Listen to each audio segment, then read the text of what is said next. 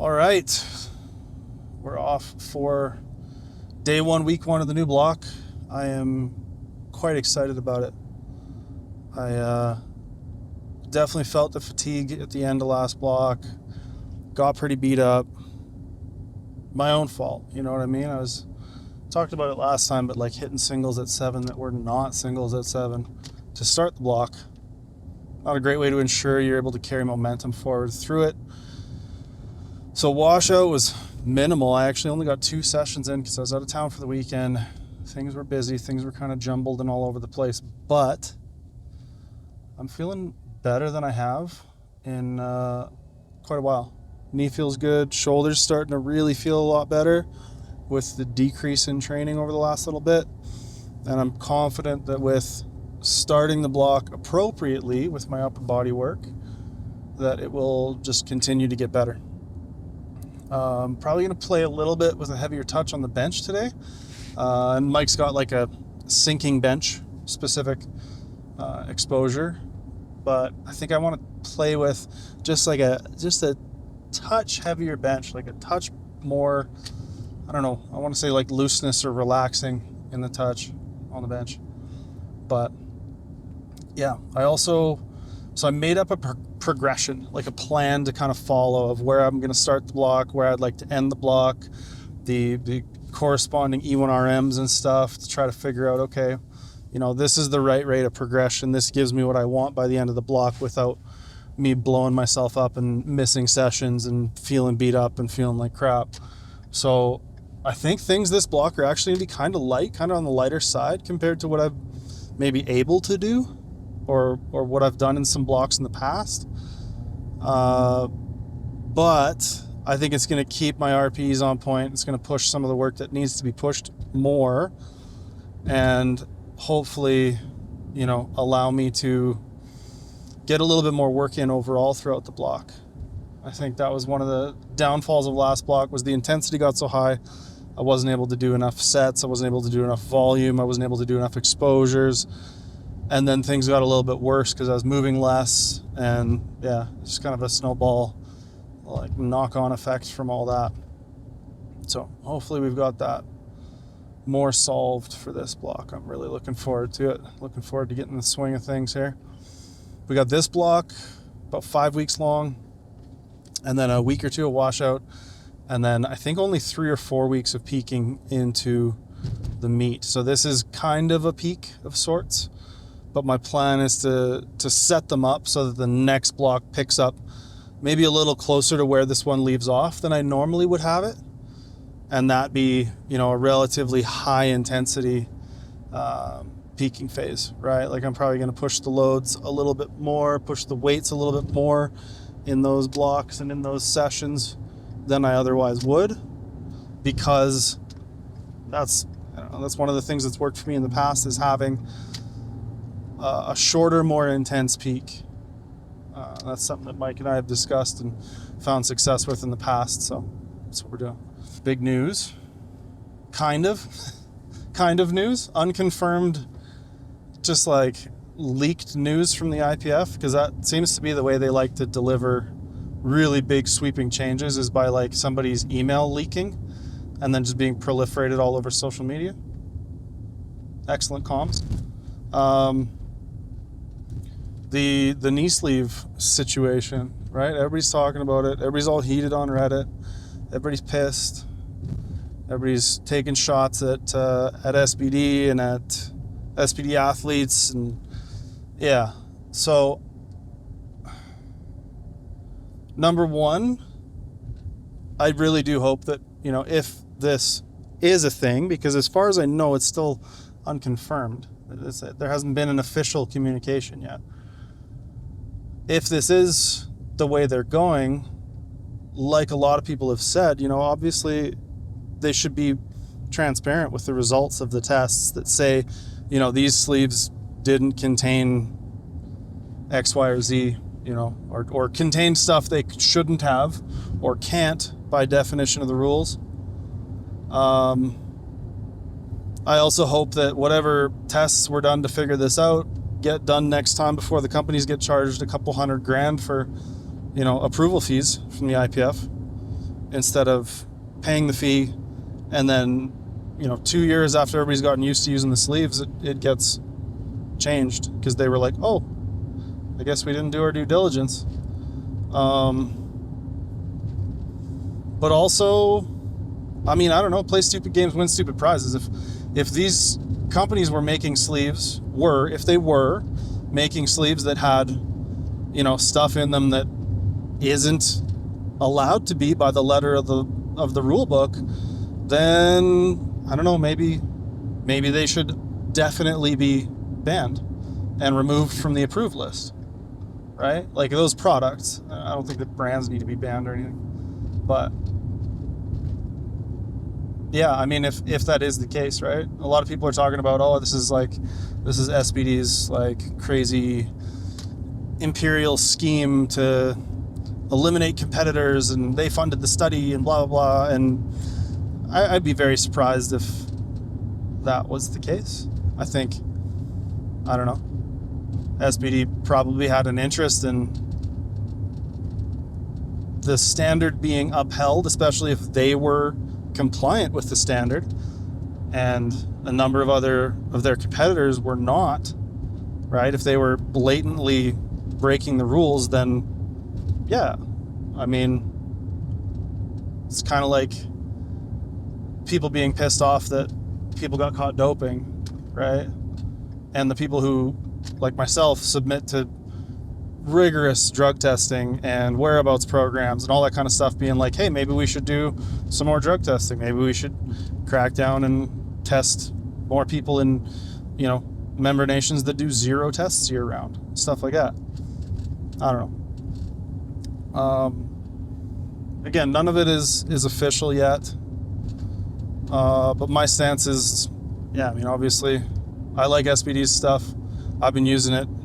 I've not used the rigor mortis or the ergo sleeves or the constrictor, super sucker, boa constrictor, python, mega machine sleeves or whatever the other brand names might be. But yeah, I noticed a huge upgrade and difference between SBD's like all-purpose sleeve, I think they're calling it now, versus the powerlifting sleeve when they beefed it up. So I'd check that out. It's a good sleeve, just saying. But yeah, I really do hope the results and the procedures of these tests is made available if we're going to be making big decisions based on it, because I think that's the only way that people are going to not just be up in arms and have all kinds of wild conspiracy theories and stuff. And I'm sure smarter people than me have already figured that out. So I imagine that will be incoming shortly.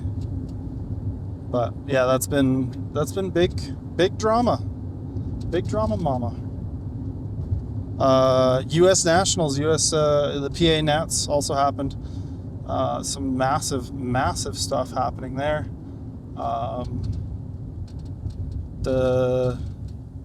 Is it 83? Really young guy. Total like 900 kilos. Just absolutely bonkers. I'm pretty sure the 120 winner broke Dennis's record, which has stood for so long as the open world record. So yeah, I think it's telling of things to come for sure. I think the 120s at Worlds is going to be absolutely stacked. Nominations should be out soon. I'm really hoping I made the cut for A group. I don't know if I will though. Like 912 and a half versus, I don't know, a lot of totals, probably like 930, 940 plus. But I guess we'll see once the nominations are done. I think we're getting pretty close to that being wrapped up.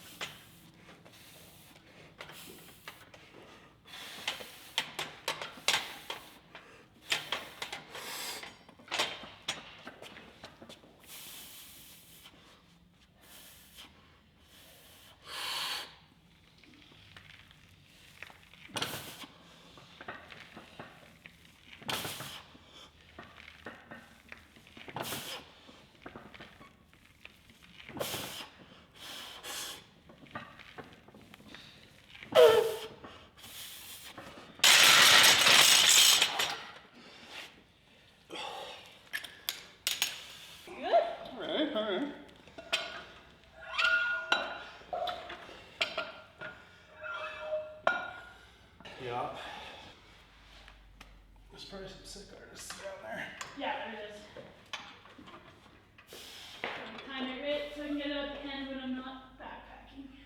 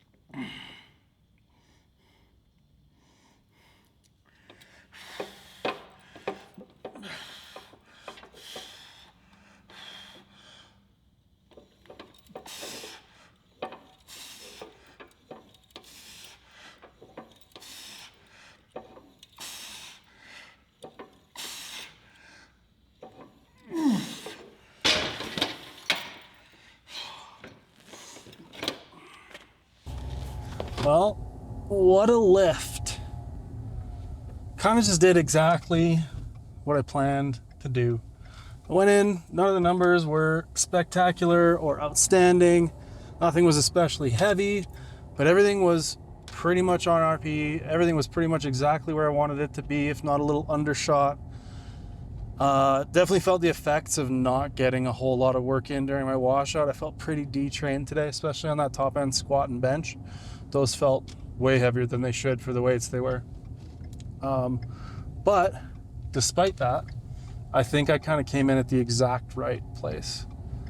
I think what I did today will set me up to have a really good solid block, be able to make progress every week, keep RPs the same, if not see them go down, and just end up having a really good productive block, leaving off in a better place than I was at the end of last block, which I'm pretty stoked about. And you know, again, that's the reason when we talk about like the PA Nats results, I like don't have the guys' names in my heads and stuff, right? Devin Williams is the guy who won the 120s. He's a sick lifter. Joe Bornstein was the guy who won the 83s and damn near out-totaled me at 83.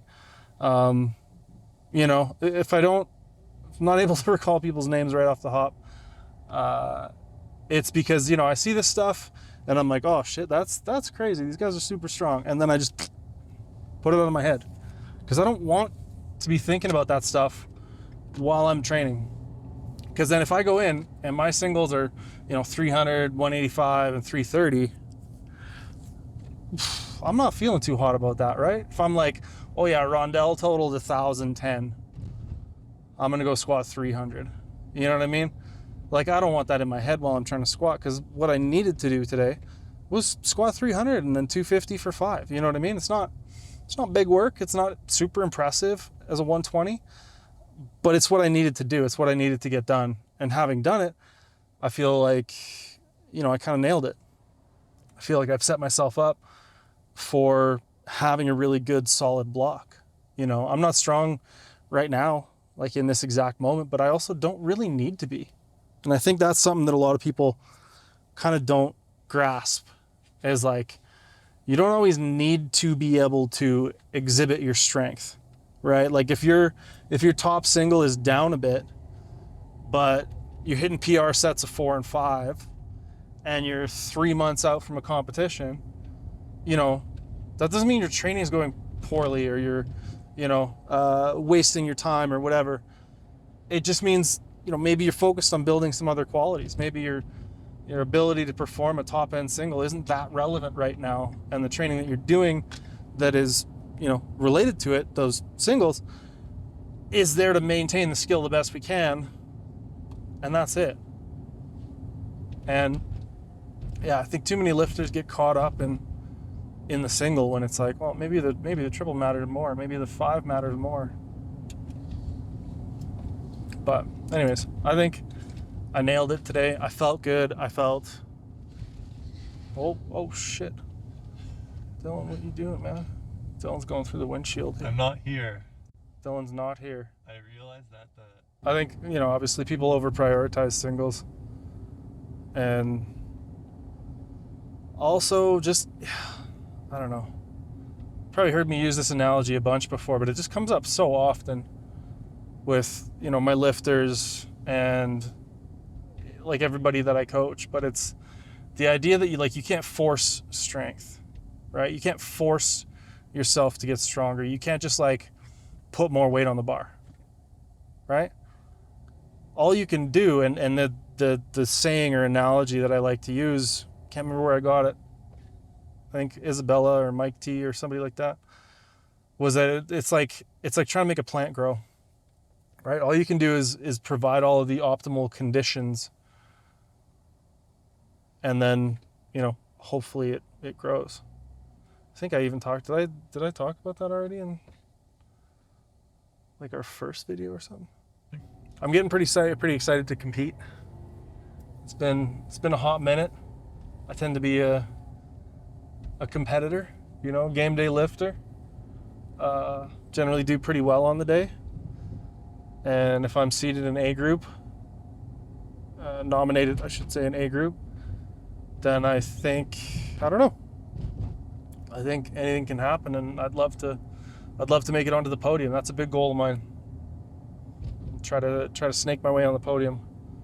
I feel like I'll probably end up in a position like I have many times before, where, I got to load something big and kind of crazy for my third deadlift to try to make it up, and hopefully we pull it. You know what I mean? Deadlift felt great today, actually, better than it has in a minute. Grip felt good and secure, so I think that that's in a really good spot to be making some movement. And despite that yawn, I don't feel absolutely trashed after lifting. I was able to move through it at like a pretty decent pace, get my work in. The 250 squat that I did today felt so much better than washout week last week. Like miles better, which is good and necessary. But I'm also just really excited to show people this sort of progression through the block, right? Because I think, looking at what I did today, like I said, it's not big crazy, like write home about it, can't wait to post it on Instagram and, like clout farm because I squatted 300. That's not the thing. But I can guarantee you by the end of the block, I'm going to be squatting, 320, 322, and it's going to be moving pretty damn well. Which means good friggin' training, right? Which is really what it comes down to. Like some of my best performances in the last, I don't know how many years, and I look back specifically at the meet where I pulled 400 when I was in equipment. That was the first prep in a while where I didn't push it as close to 400 as I maybe would have liked to in training. I think my heaviest pulls that block were like, I don't know, I maybe got up to like 370, 375, and just focused on really like crushing them, just really moving them fast, moving them smooth, just really, really, leaving a bit in the tank and hitting the RP and all this basic ass stuff that I keep harping on, because I think it's just what's important. And time again, that's the stuff I have to come back to when I'm talking to lifters, is just get the basics down. Everybody wants to, find some crazy new optimization or, move their feet half an inch or buy a rug to deadlift on or whatever. But at the end of the day, I don't know. I think it boils down to much more simple things than people want to give credit to. And yeah, maybe if you're, pushing the bleeding edge of performance, it changes and things are different and there's more to consider. But for most people, it's just doing the basics, doing them well, probably being a little bit patient. If you got a plateau you keep running into, well, train just below it until it's not there anymore. I think the mistake a lot of people make is, let's say that, you're stuck at a 225 bench or something like that, right? You're having trouble getting to 230, 240, whatever. Is they'll go through the block and they'll get up to that 225 and they'll hit it. And the next thing they'll do is load 230 and fail it. As opposed to, taking more time to like go 215, go 220, go 225. If that's not feeling like you have 5 more pounds, take 225 again the next week. Take 225 again the next week, and at some point, if you don't force it, you're going to be able to put that little bit extra weight on the bar. And chances are, once you break that plateau, the floodgates tend to kind of open and progression becomes kind of more of a regular occurring thing again. Like, look at my squat, you know what I mean? It took me a long time to put 2.5 on it, get up to 317.5. And then in the last 3 years, I've put another, I guess only 10 more kilos on that in meets. But just wait and see what I do at Worlds. I'll put some more kilos on there. That's for damn sure. I cook 5 to 6 nights a week. My wife and I will trade off, but we cook 5 to 6 nights a week, and that usually makes that night's meal and then the next day's lunch. I don't know. We're a bit more picky eaters, I guess, which is why we make different stuff very frequently. I think a lot of people just get away with like, yeah, prep all your dinners, all your lunches, in one day or whatever, and then you're good to go. You can just eat the same lunch all week or whatever. But yeah, I mean, just get some recipe books, pay attention to the recipes. You can even punch all your recipes into something like Macro Factor. Punch everything into Macro Factor as a recipe, and then just chop it up. Be like, okay, this made 4 servings, and then boom, there you go. You can automatically track it.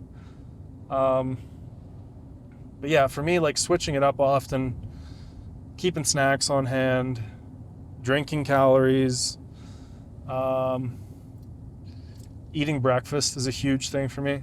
I'm not great at it, especially with Selena gone, because I gotta take the dog out and sometimes just jump straight into meetings like this morning, so I'll have to eat a bit extra. But breaking the meals out into like a bunch of smaller feedings usually works better for me. I don't tend to be the kind of person who can sit down and eat, like crush, 2,700 calories in a meal. That's just not, I don't have the appetite for it. But yeah, making tasty stuff, using oil, using butter. Like, I don't know. I think people think that like, oh, you're a lifter, you're an athlete, so you have to eat, chicken and carrots, boiled chicken, whatever. And I don't know, maybe you got to get more into that if you're doing bodybuilding and physique sports, where you care a little more about the specifics of how you look. You're stepping on stage kind of thing. But for most intents and purposes, I think just finding good recipes that fit your budget, and then either modifying those to have more or less calories, right? Add or remove oil, add or remove butter, swap out a cream sauce for a vinaigrette or something. I don't know, man. Like, just get comfortable with food, understand cooking, because if you don't understand food and cooking, like, you're missing out. You're missing out on a huge component of being an athlete, of being a lifter, of getting results. Like, if you're not paying attention to food, if you're just eating like Chick-fil-A or whatever crap, like solely existing off of fast food and not paying any attention to that stuff, like, you are absolutely dropping the ball and leaving gains on the table. Like, no question about it. So if you don't have like maybe a couple cookbooks, a little bit of know-how in the kitchen, or enough disposable income that you can pay for some meal service, like meal prep service thing to just take care of, 3-4 meals a day for you. I don't know how people do it. Because I definitely don't think I could maintain this weight or have the performance that I do if I didn't have like a pretty high level of comfort in the kitchen, know how to cook, know how to grill, know how to, it doesn't have to be super complex. Like, get a rice cooker. To be fair, I just got a rice cooker and it changed my life. It's the best thing I ever did, because we used to made stovetop rice for like a decade. And that was dropping the ball too. That was dumb. Not having a rice cooker is dumb. So yeah, getting a rice cooker is a good thing. But because then you'll find flavor profiles that you enjoy. You'll find ways that you like cooking, ways that you don't like cooking. You'll find stuff that's messier and, takes more time to cook but is better, versus, meals that are a little bit better when you're on the go and you're in a time pinch and you don't want to spend, 40 minutes doing dishes and cleaning shit up afterwards. But you're not gonna come to understand any of that stuff, be able to integrate that stuff into, being a lifter, being an athlete, if you don't just kind of dive in. And with YouTube and, you know, the prevalence of information, availability of information on the internet, it's just, yeah, learn to cook.